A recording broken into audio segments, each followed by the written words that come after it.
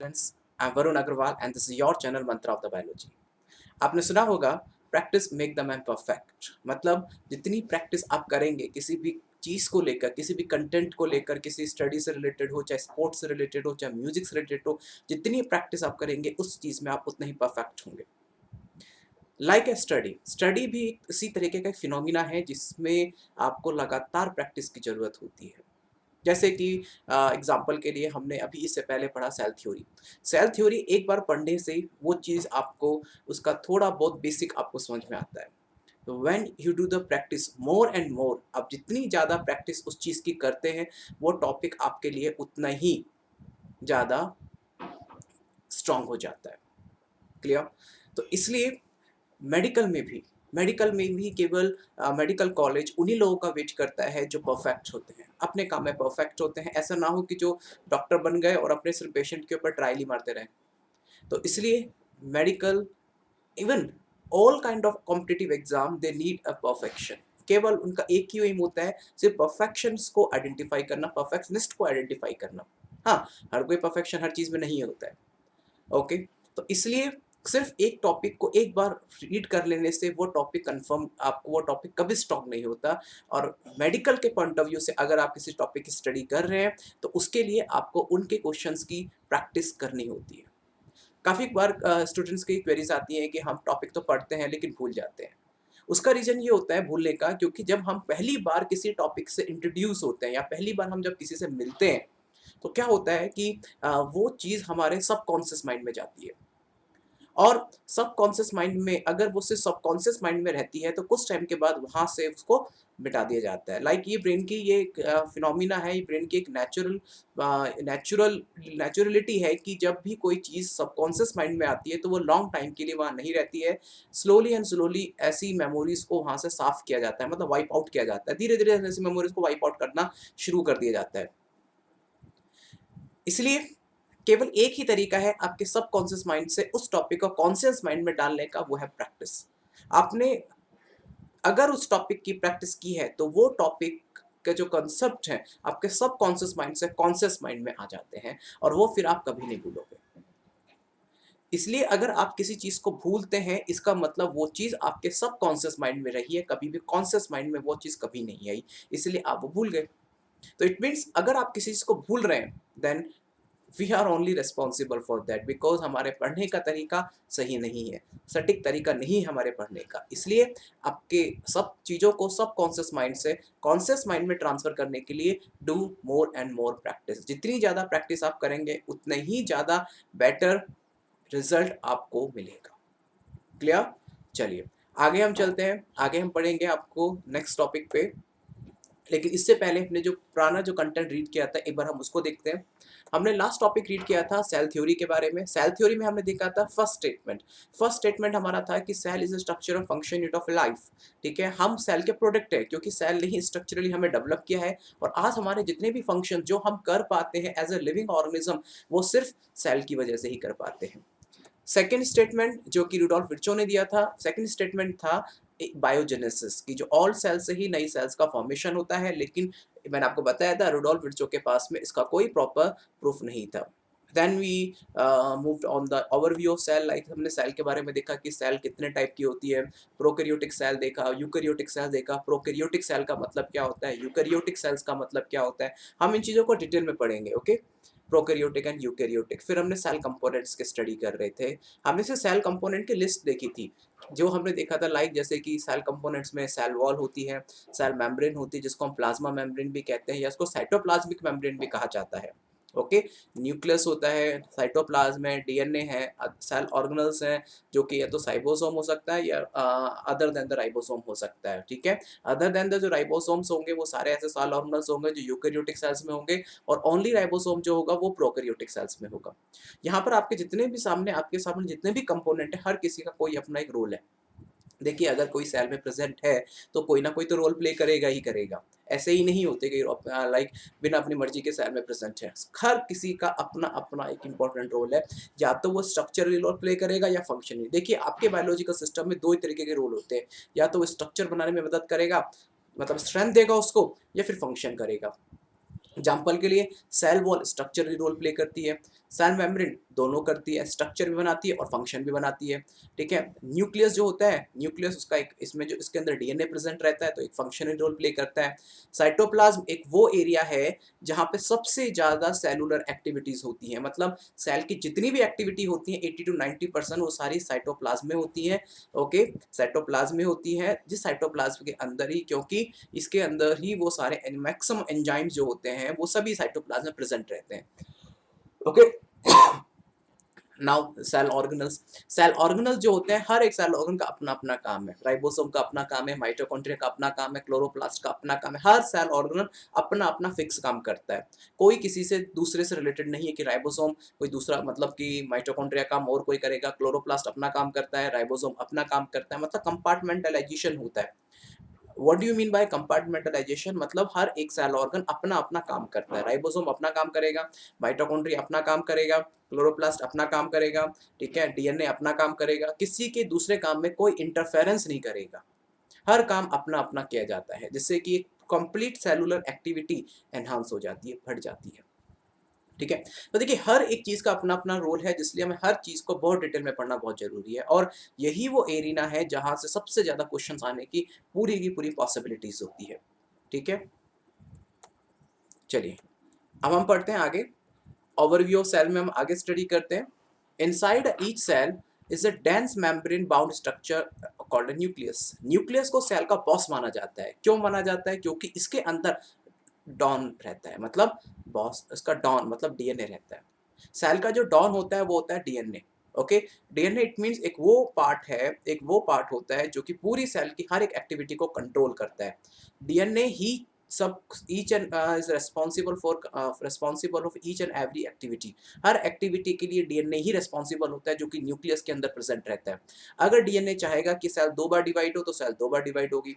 DNA चाहेगा protein बने तो प्रोटीन बनता है, लिपिड बने तो लिपिड बनता है। मतलब देखिए सारे जितने भी सेल ऑर्गेनल्स होते हैं, most of the cell organelles, मैंने बोला मोस्ट ऑफ द मतलब सारे नहीं, most of the cell organelles क्या होते हैं? डिपेंडेंट होते हैं, मतलब they like a labour, they wait a order, मतलब ऑर्डर वेट करते हैं। जैसे कि एग्जांपल के लिए एंडोप्लाज्मिक रेटिकुलम या फिर राइबोसोम का सिंपल एग्जांपल लेके चलते हैं, उसका काम प्रोटीन बनाना है। अब क्या राइबोसोम अपने आप प्रोटीन बना देगा? नो, पहले वो डीएनए से ऑर्डर का वेट करते हैं, दे लाइक ए लेबर। ठीक है, वो तो एक मजदूर की तरह है जो कि डीएनए से ऑर्डर का वेट करते हैं। डीएनए बोला इतना, देखिए इतना ऑर्डर आया है, इतने प्रोटीन बनना है, राइबोसोम काम पे लग जाओ। ठीक है, राइबोसोम काम पे लग गया। ठीक है, स्मूथ एंडोप्लाज्मिक रेटिकुलम उसका काम लिपिड बनाना है, तो वो भी लेबर है, वो भी वेट करेगा। जब तक उसको न्यूक्लियस नहीं कहेगा उतनी बार आगे काम नहीं करेगा। मतलब न्यूक्लियस के अंदर जो डीएनए होता है, जो जेनेटिक मटेरियल होता है, that is the main content जो कि पूरी सेलुलर एक्टिविटी को कंट्रोल करता है। ये जेनेटिक मटेरियल है। ठीक है, जेनेटिक मटेरियल का मतलब होता है, जेनेटिक मटेरियल का मतलब होता है जो कि जेनेटिकली इसकी हेरिडिटी होती है, मतलब which can be transfer from one generation to the another generation. Okay, हम पढ़ेंगे इसके बारे में। कुछ सेल ऑर्गेनल्स होते हैं जिनके अंदर डीएनए प्रेजेंट रहता है, तो उनकी जेनेटिक हेरिडिटी होती है, मतलब वो अपने आप को एक सेल्स एक जनरेशन से दूसरे जनरेशन में ट्रांसफर करते हैं। ठीक है, एक इंपॉर्टेंट डीएनए से लाइक इंपॉर्टेंट सेगमेंट। ठीक है, एक इंपॉर्टेंट सेगमेंट होता है जो पूरे सेल को देखता रहता है, कि प्राइम मिनिस्टर की तरह है, जो पूरे सेल को लगातार देखता रहता है, ऑब्जर्व करता रहता है कि कोई कुछ गलत ना हो जाए। अगर कोई कुछ किसी गलत होती है तो फिर पैथोजेंस लाइक प्रॉब्लम क्रिएट होती है, लाइक डिजीज होती है, सब प्रॉब्लम क्रिएट होती है। Cell that have a membrane bound nuclei are called an eukaryotic. I told you earlier, मैंने पहले भी बताया था। आप यूकेरियोटिक को दो पार्ट में डिवाइड कर सकते हो। यूकेरियोटिक, ईयू मतलब ट्रू, कैरियोटिक मतलब न्यूक्लियस या केंद्रक कहते हैं इसको हम, मतलब ट्रू न्यूक्लियस मतलब सच्चा केंद्रक। मतलब जो यूकेरियोटिक होते हैं उनके अंदर, यूकेरियोटिक होते हैं उनके अंदर मेम्ब्रेन बाउंडेड मतलब झिल्ली युक्त एक केंद्रक पाया जाता है। ठीक है, झिल्ली युक्त केंद्रक पाया जाता है। और जो प्रोकैरियोटिक होते हैं उनके अंदर झिल्ली रहित केंद्रक पाया जाता है। अब ये झिल्ली युक्त और झिल्ली रहित क्या है? ठीक है, एक बहुत सिंपल चीज है। झिल्ली मतलब एक चारों तरफ एक झिल्ली बनी होती है। ओके, और मतलब किसके चारों तरफ? मतलब न्यूक्लियस के चारों तरफ एक झिल्ली बनी होती है। यूकेरियोटिक में और प्रोकैरियोटिक में वो झिल्ली नहीं होती है। अब आपके मन में क्वेश्चन आएगा कि झिल्ली होती क्या है, और दूसरी बात उसके होने और ना होने से इतना बड़ा फर्क क्या पड़ गया कि दो डिफरेंट कैटेगरी बन गई, एक प्रोकैरियोटिक बोला, एक को यूकैरियोटिक बोला। समझ में आ रहा है ना, मतलब ऐसा क्या हो गया कि एक को आपने प्रोकैरियोटिक बोल दिया और एक आपने यूकैरियोटिक बोल दिया, इतना बड़ा डिफरेंस हो जाता है झिल्ली ना होने से। क्या झिल्ली इतनी इंपॉर्टेंट है? Yes, it is very important. और वो क्यों है वो झिल्ली, वो हम पढ़ेंगे जब हम सेल मेम्ब्रेन के बारे में पढ़ेंगे। हम पढ़ेंगे कि झिल्ली इतनी इंपॉर्टेंट क्यों है, क्या रोल ऐसा करती है कि जिसके होने और ना होने से बहुत बड़ा फर्क पड़ता है। Okay, mammalian RBC and CV tube are cells which are the without nucleus, very important. Okay, देखिए न्यूक्लियस हर एक लिविंग सेल और के अंदर पाया जाता है, मतलब हर सेल की जो मेटाबॉलिक एरिना होता है उसको न्यूक्लियस कंट्रोल करता है। बट दो ऐसी डिफरेंट सेल्स होती है जिनके अंदर न्यूक्लियस प्रेजेंट नहीं होता। कौन कौन सी? मैमेलियन आरबीसी और सीवी ट्यूब्स। मैमेलियन आरबीसी और सीवी ट्यूब दो ऐसे स्ट्रक्चर हैं जिनके अंदर न्यूक्लियस प्रेजेंट नहीं होता, but still they are living. है ना एक इंटरेस्टिंग फैक्ट। मतलब मैंने बताया कि हर एक सेल जो लिविंग है उसमें न्यूक्लियस होता है और न्यूक्लियस बॉस है। आप सोचिए कोई ऐसा कंट्री जिसमें उसका प्रेसिडेंट या प्राइम मिनिस्टर ना हो, और लेकिन वो भी लेकिन अच्छे से काम चल रहा है, अच्छे से, बिल्कुल अच्छे से प्रॉपर ऑर्गेनाइज काम चलता है। और वो ऐसे दो एग्जांपल है मैमेलियन आरबीसी मतलब ह्यूमन आरबीसी, और सीवी ट्यूब्स जो कि जिम्नोस्पर्म प्लांट का में एक पाए जाने वाला एक स्ट्रक्चर है। ठीक है, हम पढ़ेंगे सीवी ट्यूब में। अब आपके मन में भी क्वेश्चन आएगा कि ये मैमेलियन आरबीसी और सीवी ट्यूब में न्यूक्लियस क्यों नहीं पाया जाता। ठीक है, और अगर जब नहीं पाया जाता तो ये अपने आप को प्रॉपरली कैसे कंट्रोल कर, मतलब अपने आप के अपने फिनोमिना को कैसे वर्क करते हैं भाई, उनको ऑर्डर कौन देता है काम करने के लिए। अब आपके मन में भी क्वेश्चन होगा, इन क्वेश्चंस के आंसर भी ढूंढेंगे हम। बट फॉर इंस्टेंट आप जस्ट इन दो एग्जांपल्स को ध्यान रखिए, मैमेलियन आरबीसी और सीवी ट्यूब के बारे में। Okay, in both prokaryotic and eukaryotic cells एक सेमी फ्लूइड मैट्रिक्स पाया जाता है जिसको हम साइटोप्लाज्म कहते हैं। अब देखिए देखिए आपके इंपॉर्टेंट बात है, प्रोकैरियोटिक और यूकैरियोटिक दोनों के अंदर पाया जाता है। तो दोनों के अंदर पाया जाता है semi fluid matrix. Semi fluid मतलब कि उसके अंदर, कहने का मतलब है ये जेल जैसा होता है, मतलब ना पूरा अमाउंट ऑफ वाटर होता है, ना पूरे अमाउंट के अंदर ना पूरा अमाउंट ऑफ वाटर नहीं होता, मतलब बिल्कुल वाटर नहीं होता, जेल जैसा होता है। मतलब उसके अंदर कुछ ऐसा कंटेंट भी होता है जिससे कि जो वाटर होता है थोड़ा सा सेमी फ्लूइड हो जाता है, फ्लूइड जैसा बन जाता है, मतलब पेस्ट जैसा बन जाता है, जिसको हम साइटोप्लाज्म कहते हैं, जो कि सेल का मेन एरिया को ऑक्यूपाई करता है, मेन वॉल्यूम को ऑक्यूपाई करता है, क्योंकि इसमें सेलुलर एक्टिविटी पाई जाती है। तो मतलब प्रोकैरियोटिक और यूकैरियोटिक में दोनों में सेलुलर एक्टिविटी चलती है। ठीक है, और दोनों की सेलुलर एक्टिविटी को परफॉर्म करने के लिए साइटोप्लाज्म काम करता है। एक याद रखना, प्रोकैरियोटिक और यूकैरियोटिक में केवल यही डिफरेंस नहीं है कि इसमें उनमें न्यूक्लियस मेम्ब्रेन नहीं होती, बहुत सारे डिफरेंस है, बहुत सारे। इनको डिटेल में देखेंगे हर एक डिफरेंस को कि प्रोकैरियोटिक और यूकैरियोटिक में ऐसे क्या डिफरेंस है। देखिए दोनों के अंदर साइटोप्लाज्म है, तो दोनों के अंदर मतलब दोनों में सेलुलर एक्टिविटी चलती है। ओके, और ध्यान रखना प्रोकैरियोटिक केवल बैक्टीरिया होता है और बैक्टीरिया केवल यूनिसेलुलर होते हैं। प्रोकैरियोटिक केवल केवल यूनिसेलुलर होते हैं, लेकिन जो यूकैरियोटिक होते हैं वो यूनिसेलुलर भी होते हैं और मल्टीसेलुलर भी होते हैं। थोड़ा सा कंफ्यूजिंग लग रहा होगा आपको शायद कि ये क्या प्रोकैरियोटिक, क्या ये यूनिसेलुलर, क्या ये मल्टीसेलुलर, अभी कभी बड़ा कंफ्यूजिंग सा है। सिंपल सा फैक्ट है, प्रोकैरियोटिक जो होते हैं वो केवल यूनिसेलुलर होते हैं, उनमें मल्टीसेलुलर का कोई एग्जांपल नहीं होता। लेकिन जो यूकैरियोटिक होते हैं उसमें पहले यूनिसेलुलर आते हैं, फिर उसके बाद में मल्टीसेलुलर के एग्जांपल्स आते हैं। हम पढ़ेंगे, चिंता मत कीजिए। ठीक है, तो इसका मतलब प्रोकैरियोटिक में भी सारी सेल मेटाबॉलिक एक्टिविटी पाई जाती है और वो साइटोप्लाज्म में चलती है। ठीक है, cytoplasm is a main arena for a cellular activity in both plant and animal cell। ध्यान रखना प्लांट और एनिमल सेल यूकैरियोटिक सेल्स के एग्जांपल्स हैं, क्योंकि दोनों मल्टीसेलुलर हैं। ठीक है, ध्यान रखना प्रोकैरियोटिक में सिर्फ आपको दो एग्जांपल्स मिलेंगे, इसके अलावा कोई एग्जांपल नहीं आता, सिर्फ बैक्टीरिया और ब्लू ग्रीन एल्गी जिसको हम साइनोबैक्टीरिया भी कहते हैं। इसके अलावा जितने भी रिमेनिंग एग्जांपल्स हैं वो सारे के सारे, जितने भी रिमेनिंग एग्जांपल आपको इस अर्थ पे दिखाई देते हैं वो सारे के सारे एग्जांपल्स यूकैरियोटिक में आते हैं, चाहे अमीबा, पैरामीशियम, हाइड्रा, यूग्लिना, कोई भी एल्गी, कोई भी फंगस, कोई भी प्लांट, कोई भी एनिमल, जो भी आपको इस अर्थ पे दिखाई दे सकता है या नहीं दिखाई दे रहा होगा, वो सब के सब एक्सेप्ट बैक्टीरिया और साइनोबैक्टीरिया को छोड़ दें, वो सब का सब आते हैं यूकैरियोटिक में। ओके, और लेकिन इस चैप्टर में आपके प्लांट और एनिमल किंगडम पे ज्यादा फोकस रखा गया है, मतलब सेल्स पे ज्यादा फोकस रखा गया है, इसलिए यहाँ पर प्लांट और एनिमल सेल का एग्जाम्पल दिया गया है। ठीक है, इसको क्योंकि हम इसको डिटेल में पढ़ेंगे अभी। इसलिए ध्यान रखना, सेल को लिविंग स्टेट में बनाए रखने के लिए हमेशा इस सेल में वेरियस केमिकल रिएक्शन होती है। इसका मतलब ये हुआ, अगर साइटोप्लाज्म में अगर साइटोप्लाज्म डेड हो जाए, मतलब सेल का, देखिए, अगर लिविंग स्टेट को बनाए रखने के लिए साइटोप्लाज्म में केमिकल रिएक्शंस होती हैं, मतलब मेटाबॉलिक रिएक्शंस होती हैं। ठीक है, मेटाबॉलिक रिएक्शन का मतलब होता है दो, मेटाबॉलिक का मतलब होता है इसमें नए कंपाउंड बनते भी है और पुराने कंपाउंड टूटते भी हैं। ठीक है, दोनों तरह के रिएक्शंस को मिलाकर हम मेटाबॉलिक रिएक्शन कहते हैं। इसमें पुराने कंपाउंड बनेंगे भी और नए कंपाउंड पुराने कंपाउंड टूटेंगे भी और नए कंपाउंड बनेंगे भी, उसको मेटाबॉलिक कहते हैं। और यही मेटाबॉलिक एक्टिविटी साइटोप्लाज्म में चलती है। तो और वो एक लिविंग स्टेट को बनाए रखने के लिए रेस्पॉन्सिबल होती है। इसका मतलब ये हुआ कि जब तक साइटोप्लाज्म है, जब तक वो सेल जिंदा है, और अगर साइटोप्लाज्म को कुछ भी हो गया तो वो सेल गई।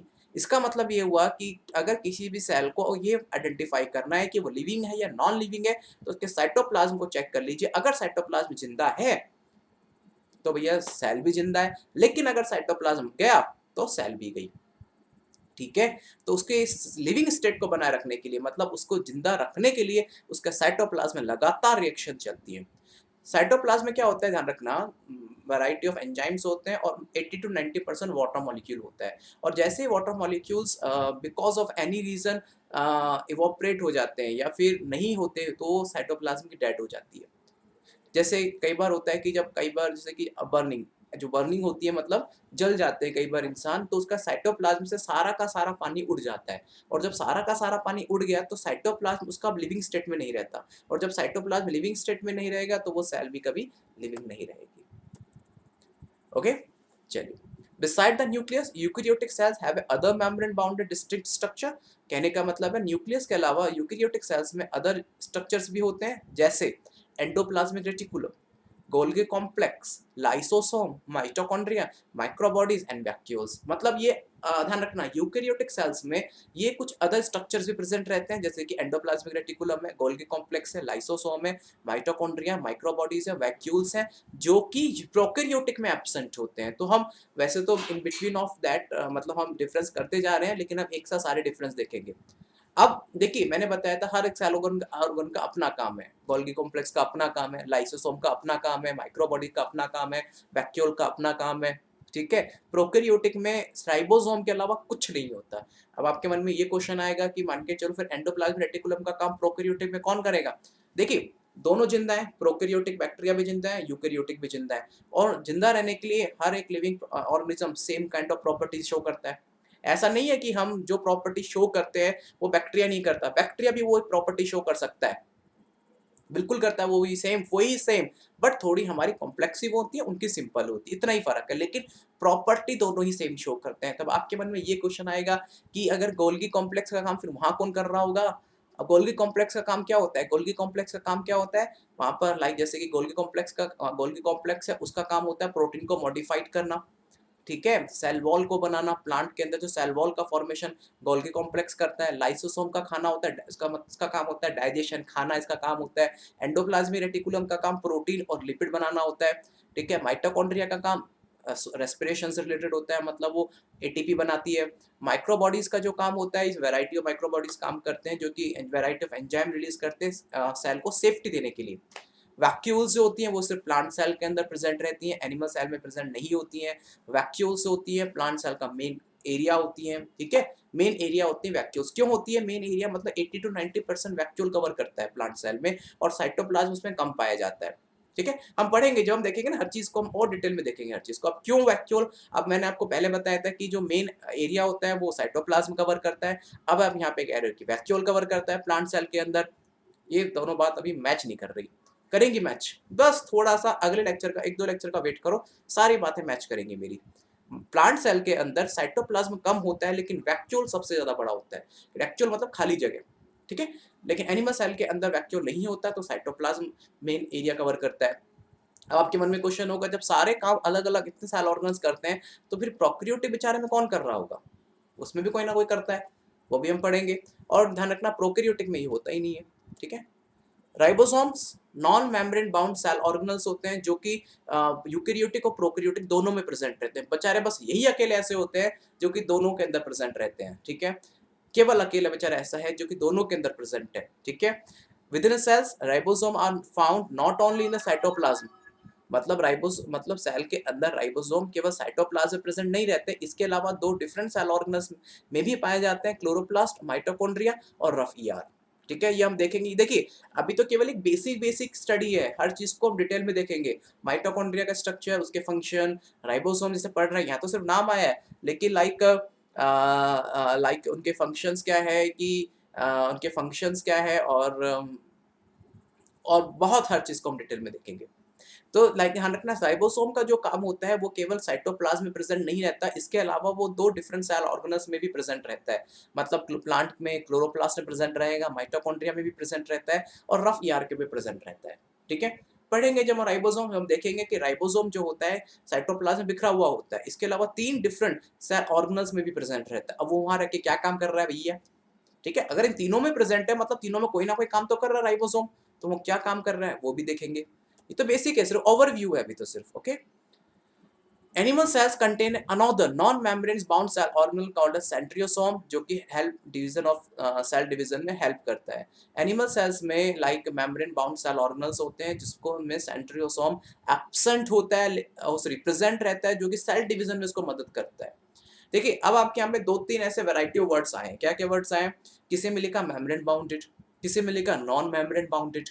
ठीक है, देखिए मेम्ब्रेन बाउंडेड लिखा कहीं पर, जैसे बताया क्या, देखिए आपने यहाँ पे देखिएगा, आप लास्ट में देखा होगा, देखिए यहाँ पे लिखा है मेम्ब्रेन बाउंडेड। ठीक है, मतलब इस membrane bounded cell organelle absent होते हैं। लेकिन अगर आप यहाँ पर आपने देखा तो यहाँ पे नॉन मेम्ब्रेन बाउंडेड। ठीक है, यहाँ पे भी नॉन मेम्ब्रेन बाउंडेड। ये क्या है मेम्ब्रेन बाउंडेड नॉन? मतलब मेम्ब्रेन की कहीं ना कहीं तो बहुत बड़ा फर्क कर रहा है मेम्ब्रेन।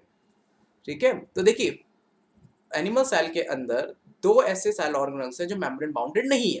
एक तो राइबोसोम, ठीक है, राइबोसोम ध्यान रखना नॉन मेम्ब्रेन बाउंडेड होता है, और सेंट्रियोसोम होता है जो कि सेल डिवीजन में मदद करता है। अभी सब कुछ पढ़ेंगे हम कि सेल डिवीजन में कैसे मदद करता है, सिर्फ यहाँ तो सिर्फ अभी कहानियां चल रही हैं। फिर उसके बाद में ध्यान रखना, और ये प्लांट सेल में सेंट्रियोसोम एब्सेंट होता है। ठीक है, चलिए प्लांट सेल अगर हम देखेंगे, प्लांट सेल में अगर आप देखेंगे यहाँ पर, तो ये दिख रहा है आपको, ये देखिए वैक्यूल, ये देखिए कितनी बड़ी वैक्यूल इसके अंदर प्रेजेंट है। ठीक है, तो इसलिए क्या होता है, जो वैक्यूल क्या होती है बीच में होती है, तो साइटोप्लाज्म क्या होता है सारा किनारे पे चला जाता है। देखिए ये साइटोप्लाज्म है, न्यूक्लियस है, ओके, ये सेल मेम्ब्रेन है, ये सेल वॉल है, इसे माइटोकॉन्ड्रिया है, क्लोरोप्लास्ट है, और भी बहुत सारे सेल ऑर्गेनल्स होते हैं। ये तो सिर्फ बेसिक सा एक स्ट्रक्चर है, उसके अलावा अभी कुछ नहीं है। ठीक है, एनिमल सेल में आप देखोगे तो एनिमल सेल में देखिए यहाँ पे ध्यान रखना, एनिमल सेल के अंदर सेल वॉल नहीं होती है, सेल मेम्ब्रेन प्रेजेंट रहती है, साइटोप्लाज्म है, फिर न्यूक्लियस है, फिर सेल मेम्ब्रेन है। अगर आप न्यूक्लियस को देखेंगे, न्यूक्लियस के अंदर डीएनए प्रेजेंट रहता है, जिसको हम न्यूक्लिक एसिड भी कहते हैं, जो कि इसका मेन जेनेटिक एरिया होता है।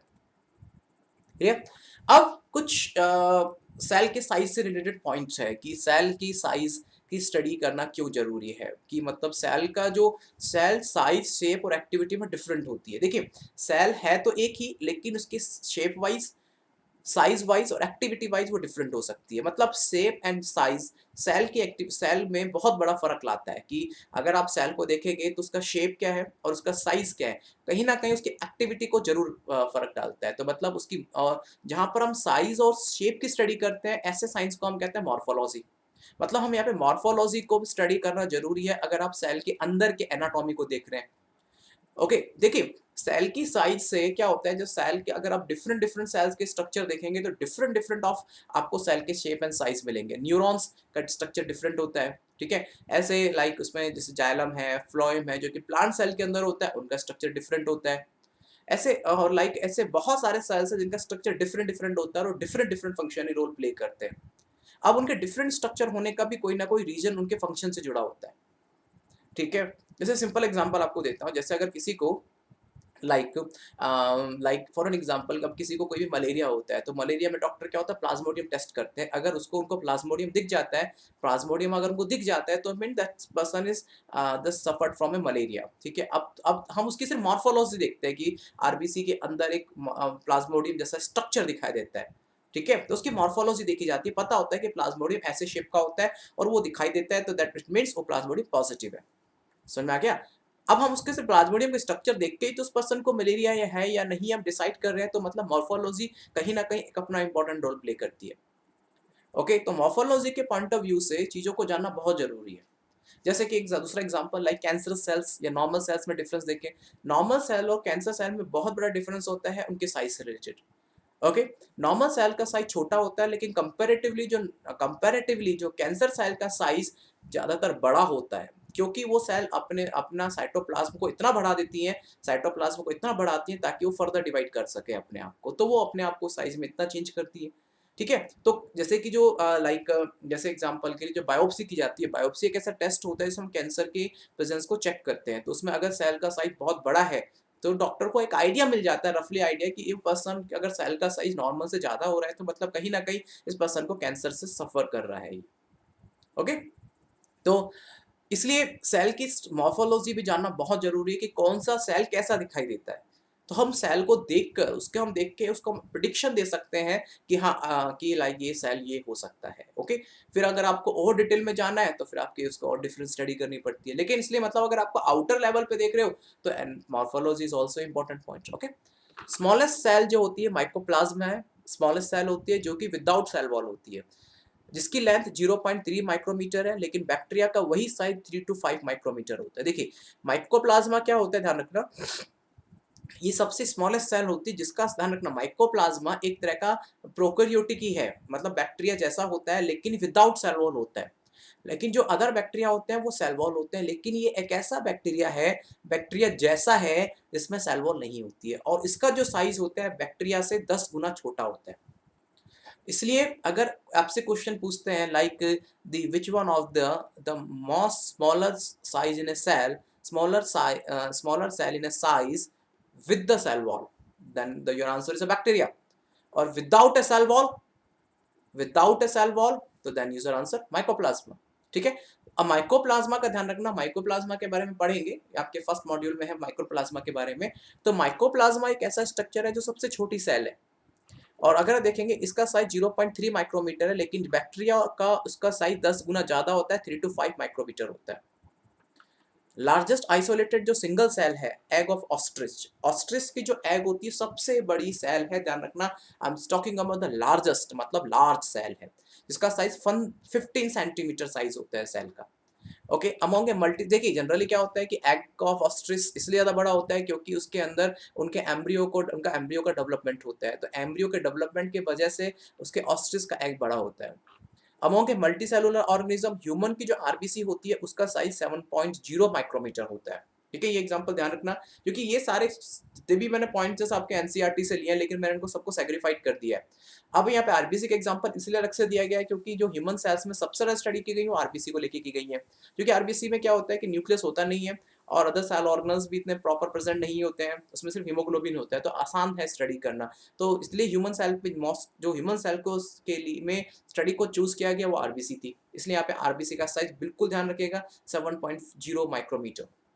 अगर किसी पर्सन को, अब यहाँ पे लाइक जैसे फॉर एन एग्जांपल किसी को कैंसर होता है, ब्लड कैंसर होता है, तो ब्लड कैंसर में यहाँ पे आरबीसी का साइज वेरी कर सकता है। ठीक है, अगर किसी को सिकल सेल एनीमिया होता है तो आरबीसी का साइज छोटा हो जाता है, तो हम उसके वहाँ पे उसके साइज से आइडिया ले सकते हैं कि हाँ ये पर्सन किसी डिजीज से सफर कर रहा है। अगर किसी भी रीजन से किसी भी सेल का साइज छोटा या बड़ा मिलता है तो मतलब वो पर्सन किसी डिजीज से सफर कर रहा है। डब्ल्यूबीसी का साइज भी ऐसा ही है, अगर छोटा या बड़ा मिलता है अगर किसी डॉक्टर को तो उसको आइडिया लग जाता है कि ये पर्सन किसी ना किसी डिजीज से सफर कर रहा है, इसलिए सेल के साइज में चेंज मिल रहा है उनको। Okay, nerve cell is the longest cell, nerve cells human में प्रेजेंट रहते हैं, लेकिन ध्यान रखना यहाँ पे लॉन्गेस्ट सेल का एग्जांपल नर्व सेल है और यहाँ लार्जेस्ट सेल का एग्जांपल एग ऑफ ऑस्ट्रिच है। ओके, सेल ध्यान रखना शेप में वेरी करती है। स्पर्म सेल सबसे ह्यूमन सेल में सबसे छोटी सेल है। ह्यूमन सेल में अराउंड 200 तरह की सेल होती है, मैं 200 सेल बोला, 200 तरह की सेल होती है, उसमें से सबसे छोटी सेल स्पर्म सेल होती है। क्योंकि इसका भी रीजन होता है छोटी सेल होने का, क्योंकि स्पर्म को एक डिस्टेंस ट्रैवल करना होता है, क्योंकि जब स्पर्म को डिस्चार्ज किया जाता है ह्यूमन के फीमेल रिप्रोडक्टिव पार्ट में, तो स्पर्म को पूरे यूट्रस को क्रॉस करता हुआ फैलोपियन ट्यूब, मतलब जहाँ पे ओवम आता है वहां तक पहुंचना होता है। तो ये क्या होता है, जितना ज़्यादा स्ट्रक्चर बड़ा होगा उतना भारी होगा तो उसको उतना डिस्टेंस कवर करने में टाइम लगेगा या फिर नहीं कर पाएगा, इसलिए इसको हल्का रखने के लिए इसके साइज को बहुत छोटा किया गया। ठीक है, और एग हमेशा साइज इसलिए बड़ा होता है क्योंकि एग के अंदर ही एम्ब्रियो डेवलप होता है, और एग के अंदर अगर एम्ब्रियो डेवलप करना है तो एग के अंदर का कंटेंट को बढ़ाना पड़ेगा, जैसे साइटोप्लाज्म को बढ़ाना पड़ेगा, और साइटोप्लाज्म अगर बढ़ेगा तो भैया एग साइज सेल का साइज अपना बढ़ जाएगा। ठीक है। जैसे माइकोप्लाज्मा एग्जांपल दिया, माइकोप्लाज्मा ध्यान रखना इसका जो साइज है अराउंड वायरस के बराबर होता है। वायरस सबसे छोटे एसेलुलर ऑर्गेनिज्म है, ठीक है, उनमें वो सेल होती ही नहीं है, और उसका जो साइज है वायरस का और माइकोप्लाज्मा का ऑलमोस्ट इक्वल है। मैं ये नहीं कह रहा बिल्कुल इक्वल है, ऑलमोस्ट इक्वल है। और बैक्टीरिया वही 10 गुना ज्यादा सेल में बड़ा है। Okay, smallest bacteria with the cell wall ध्यान रखना। अगर हम बात करें कि smallest bacteria with the cell wall क्या नाम आता है, डायलिस्टर न्यूमोसिंटेस। वेरी इंपॉर्टेंट, ध्यान रखना, very very important for net examination कि एक ऐसा बैक्टीरिया जो कि सेल वॉल में सब सेल वॉल के साथ में सबसे छोटा है, डायलिस्टर न्यूमोसिंटेस। अगर पूछे smallest bacteria without a cell wall, then mycoplasma. Okay, largest unicellular plant, सबसे बड़ा लार्जेस्ट यूनिसेलुलर प्लांट है, मतलब कैलिफोरा टैक्सीफोलिया सबसे बड़ा प्लांट होता है 6 to 12 इंच का। मतलब ये इतना बड़ा प्लांट होता है कि लाइक अगर मैं आपको स्ट्रक्चर दिखाऊंगा मॉर्फोलॉजी में, ये इतना बड़ा प्लांट होता है कि ये जनरली एक्वेटिक प्लांट है। तो इतना बड़ा एक्वेटिक की लीफ होती है इसकी, इस प्लांट की, कि इस पे कोई भी जनरली बच्चे क्या होता है बैठ के फोटो खिंचवाते हैं इसके ऊपर। मैं आपको दिखाऊंगा इसके पिक्चर इसके। एसिटोबुलेरिया सबसे बड़ा लॉन्गेस्ट लार्जेस्ट प्लांट होता है, ठीक है। तो यहाँ पे मैंने कुछ एग्जांपल्स दिए हैं, that example you keep in your mind. इनकी प्रैक्टिस करिए, समझिए, इनको अलग से नोट कीजिए, आसान रहेगा आपके लिए। ओके, देखिए अब यहाँ पे वैरायटी ऑफ सेल के स्ट्रक्चर है। जैसे अगर आप यहाँ पे देखेंगे, सॉरी, जैसे यहाँ पे देखेंगे आरबीसी, जिसे देखेंगे अगर अब यहाँ पे आरबीसी आपको दो तरीके से दिखाई दे रही है, एक तो राउंड है, एक बाइकॉनकेव है, ठीक है। अब यहाँ पे अलग अलग है, बाइकॉनकेव अलग होती है, बाइकॉन के अलग, किसी के अंदर अलग डिफरेंट पाई जाती है, आरबीसी राउंड शेप है। व्हाइट ब्लड सेल्स है, ये 5 तरह की व्हाइट ब्लड सेल्स होती है जो अमोइबियड होती है। अमोइबियड का मतलब होता है इनका जो मूवमेंट होता है अमीबा जैसा होता है, इसलिए इसको अमोइबियड सेल्स कहा जाता है। क्लियर हो गया। कॉल्यूमुलर एपिथेलियल सेल्स है, लॉन्ग और नैरो। कॉल्यूमुलर एपिथेलियल सेल्स होती हैं, जैसे कि आपके जो कॉल्यूमुलर एपिथेलियल सेल्स होती हैं, ये सेल्स एपिथेलियम सेल्स का एक एग्जांपल होती है, ठीक है, जो कि लंबी लंबी सेल्स होती हैं, ठीक है, लंबी लंबी सेल्स होती हैं। और ये लैम्प जो सेल्स होती है इनका काम सिक्रेशन से रिलेटेड होता है। तो ये लंबी लंबी सेल्स होती है, एब्जॉर्प्शन या सिक्रेशन दोनों से रिलेटेड होता है, ये लंबी लंबी सेल्स है, ठीक है। नर्व सेल्स देखेंगे तो देखिए ब्रांच है, कैसे तार की जैसे फैली हुई है, तो ये डिफरेंट स्ट्रक्चर है। ट्रैकिड जो कि एक इलोंगेटेड होता है, ट्रैकिड जो कि जिम्नोस्पर्म में पाया जाता है, ये भी एक डिफरेंट सेल है जो कि लंबी सेल्स है। मीजोफिल सेल्स जो कि मीजोफिल सेल्स होती हैं जो कि प्लांट के अंदर पाई जाती हैं, जिसमें कि क्लोरोप्लास्ट सबसे हाई कंटेंट में होता है, जहाँ पे फोटोसिंथेसिस सबसे ज़्यादा चलता है, जो कि राउंड शेप में होती है। देखिए हर सेल का अपना अपना काम है, तो अगर कोई लॉन्ग शेप, लॉन्ग मतलब कहने का मतलब जो लंबी सेल है, लॉन्ग सेल्स हैं, तो वो अपना एक डिफरेंट फंक्शन परफॉर्म कर रही हैं। एक राउंड शेप सेल्स हैं, ठीक है, राउंड जैसी सेल्स हैं, बाइकॉनकेव है, वो अपना डिफरेंट फंक्शन परफॉर्म करती हैं। अगर अमीबॉइड का मतलब है कि अमीबा जैसी सेल्स हैं, तो डब्ल्यूबीसी सेल्स हैं, लॉन्गी लंबी लंबी सेल्स तार जैसी हैं, नर्व सेल्स है। तो ऐसे वैरायटी ऑफ सेल्स है, वैरायटी ऑफ फंक्शन परफॉर्म करती है, ठीक है। जैसे मैंने आपको बताया कि आपको टाइप ऑफ सेल्स में प्रोकैरियोटिक, एक मीसोकैरियोटिक भी होता है, जिसको हम एग्जांपल देख लेंगे, क्योंकि एक मैंने जगह एक देखा था, that's why I added a mesokaryotic, और प्रोकैरियोटिक तो मैंने आपको बताया ही था, ठीक है। ठीक है, तो अभी हम देखेंगे मीसोकैरियोटिक। प्रोकैरियोटिक मैंने बताया कि हमें से सिर्फ बैक्टीरिया आता है, ओके, और यूकैरियोटिक में बैक्टीरिया को छोड़कर, ठीक है, बैक्टीरिया को छोड़कर सारे आते हैं अदर्स टू में। और मीसोकैरियोटिक में सिर्फ एक आता है डायनोफ्लेजेलेट, जो कि एक तरह की प्रोटिस्टा ग्रुप के वर्ग प्रोटिस्टा में आता है। मैं पढ़ेंगे प्रोटिस्टा क्या होता है, वहां पढ़ेंगे जब बताऊंगा आपको कि प्रोटिस्टा में क्या आता है, मीसोकैरियोटिक में डायनोफ्लेजेलेट आता है। और इसके अलावा जितने भी आपको स्ट्रक्चर दिखाई देते हैं इंक्लूडिंग अस, वो सारे यूकैरियोटिक के अंदर आते हैं। तो बैक्टीरिया प्रोकैरियोटिक में क्या आएगा, सिर्फ आपके आएंगे, एक प्रोकैरियोटिक में क्या आएंगे, सिर्फ दो स्ट्रक्चर मिलेंगे आपको, बैक्टीरिया और साइनोबैक्टीरिया, मतलब बैक्टीरिया और साइनोबैक्टीरिया, इसको ब्लू ग्रीन एलगी कहते हैं। मीसोकैरियोटिक जिसके अंदर डायनोफ्लेजेलेट्स आते हैं। इन दोनों को छोड़, अभी 3 एग्जांपल्स हो गए, उनको छोड़ दीजिए, जितने भी आपको दिखाई देते हैं सारे यूकैरियोटिक है। हाँ, वो हो सकते हैं कि जैसे एग्जांपल के लिए यूग्लिना भी एक यूकैरियोटिक है, हम भी यूकैरियोटिक है, फंगस भी यूकैरियोटिक है, एल्गी भी यूकैरियोटिक है। अब फर्क है कि जो यूग्लिना है वो यूनिसेलुलर यूकैरियोटिक है, हम मल्टीसेलुलर यूकैरियोटिक है। तो यूकैरियोटिक में भी 2 वैरायटी हो सकती है, ठीक है। प्रोकैरियोटिक में कोई वैरायटी नहीं होती है। अब यहाँ पर आप देखेंगे एक टिपिकल जो अगर आप देखेंगे, ये typical eukaryotic cell, typical eukaryotic cell का मतलब है एक ये लाइक टिपिकल। अब यहाँ पे टिपिकल से मतलब क्या है, टिपिकल मतलब यहाँ पर कि एक ऐसे यूकैरियोटिक सेल का एग्जांपल लिया गया है जो सबसे बड़ी सेल्स मानी गई, सबसे एक बेस्ट सेल का एग्जांपल है, टिपिकल है ये, मतलब उसमें आपको कोई चेंजेस नजर नहीं आएंगे, ठीक है। 10 to 20 माइक्रोमीटर सेल का साइज है, मतलब सबसे बड़ी साइज है। टिपिकल बैक्टीरिया मतलब बिल्कुल बैक्टीरिया की तरह परफॉर्म करता है, उसमें आपको कोई एक्सेप्शन नजर नहीं आएगा।